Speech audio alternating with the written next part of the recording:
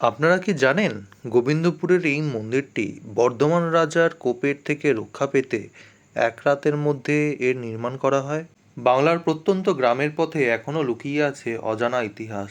কোথাও এক রাতে গড়ে ওঠা কিংবদন্তি, কোথাও ব্যস্ততার মাঝে শান্তির অবকাশ, কোথাও গ্রামের নীরবতার মাঝে শতবর্ষের বিশ্বাস, কোথাও স্থাপত্য যেন অতীতের গল্প শোনায়, কোথাও প্রাচীনত্বের সঙ্গে গ্রাম বাংলার চিরাচরিত রূপ, আবার কোথাও বা রয়েছে আধুনিকতার ছোঁয়া। ইতিহাসের সব গল্প বইয়ে লেখা থাকে না। কিছু গল্প লুকিয়ে থাকে গ্রামের মাটিতে, পুরনো মন্দিরে ও মানুষের বিশ্বাসে।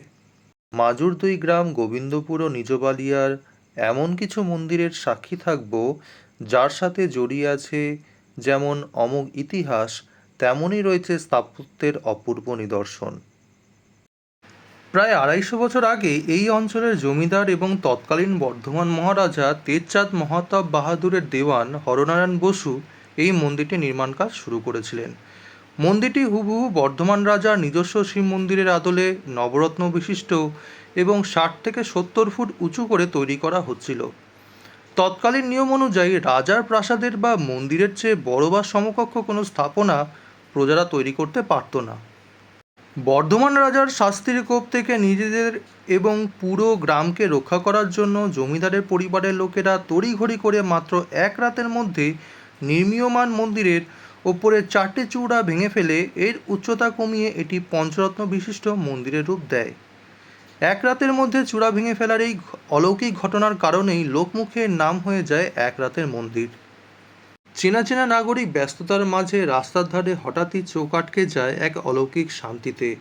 ব্যস্ত রাস্তার সমস্ত শোরগোলকে এক নিমেষে ম্লান করে দিয়ে সগর্বে দাঁড়িয়ে আছে চাঙ্গুরালী শিব মন্দির। দূর থেকেই মন কেড়ে নেয় এর অভিনব স্থাপত্য শৈলী। ধূসর ও সবুজের মেলবন্ধনে তৈরি এই মন্দিরের প্রধান চূড়াটির দুই প্রান্ত দিয়ে নেমে এসেছে উজ্জ্বল গোলাপি রঙের পদ্মফুলের পাপড়ি। মনে হয় স্বয়ং প্রকৃতি যেন মহাদেবের চরণে পদ্মফুলের অঞ্জলি দিয়ে রেখেছে। প্রবেশদ্বারের ঠিক ওপরে মূল চূড়ার কেন্দ্রবিন্দুতে এক বিশাল বৃত্তাকার সোনালী ফ্রেমে খোদাই করা দেবাদিদেবের নটরাজ রূপের সেই তাণ্ডব নৃত্যের মুদ্রা এবং তার চরণের নিচে দমিত হওয়া অজ্ঞানতার অসুর সব মিলিয়ে মূর্তিটি যেন এক জীবন্ত মহাকাব্য। বাইরের ঝুম বৃষ্টির শব্দকে সঙ্গী করে যখন মন্দিরের গর্ভগৃহে প্রবেশ করলাম, তখন এক অদ্ভুত নীরবতা আর ভক্তিভাব মনকে গ্রাস করে নিল।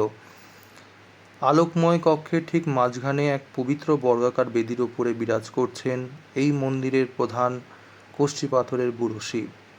তবে ঐতিহ্যবাহী মন্দিরের গর্ভগৃহে শিবলিঙ্গের পাশাপাশি রাধাকৃষ্ণের যুগল মূর্তির উপস্থিতি মূলত হরিহর ভেদহীন পরম একত্বকে নির্দেশ করে, যা ভক্তদের শেখায় যে পরমেশ্বর এক, কেবল তার প্রকাশ ভিন্ন।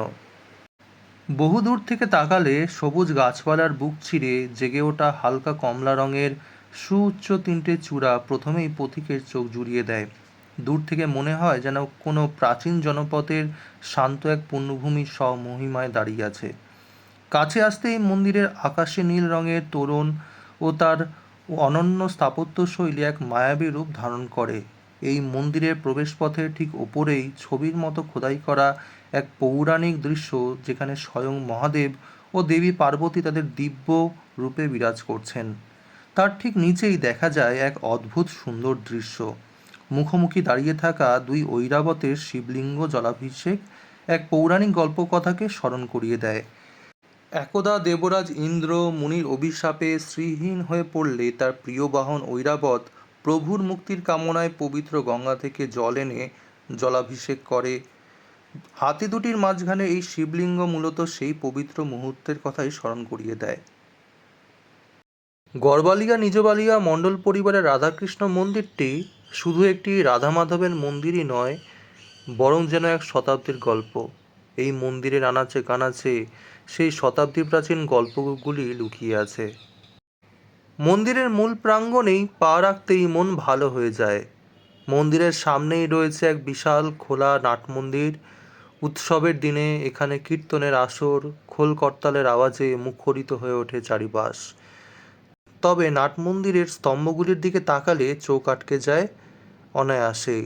স্তম্ভগুলির নিচে সাদা খড়িমাটি দিয়ে অত্যন্ত নিখুঁতভাবে লোকশিল্পের মণ্ডলা আলপনা মন্দিরের সৌন্দর্যকে বহুলাংশে বাড়িয়ে যেন তুলেছে। নাট মন্দিরের পরেই রয়েছে মূল মন্দির, যা 19 শতকের বাংলার চেনা ছকে তৈরি সমতল ছাদের এক জমকালো দালান মন্দির। রাজকীয় খিলানযুক্ত প্রবেশদ্বার দিয়ে ভেতরের গর্ভগৃহটি দেখা যায়। গর্ভগৃহে প্রবেশ করলে মন্দিরের দেওয়ালগুলিতে তাকালে বোঝা যায় সেকালের কারিগরদের শৈল্পিক দক্ষতা। খিলানের ওপর গোলাপি রঙের প্রস্ফুটিত পদ্মফুল ও হালকা রঙের নীল, সবুজ ও মেটে গোলাপি রঙের এক অদ্ভুত শান্ত মেলবন্ধন বিরাজ করছে সমগ্র মন্দিরটিতে। মন্দিরের এই গর্ভগৃহটির ছাদে দেখা মেলে প্রাচীন কড়িকাঠের, আর সেখান থেকেই ঝুলে রয়েছে উল্টানো পদ্মের পাপড়ির মতো ছড়ানো এই ঝাড়বাতিটি।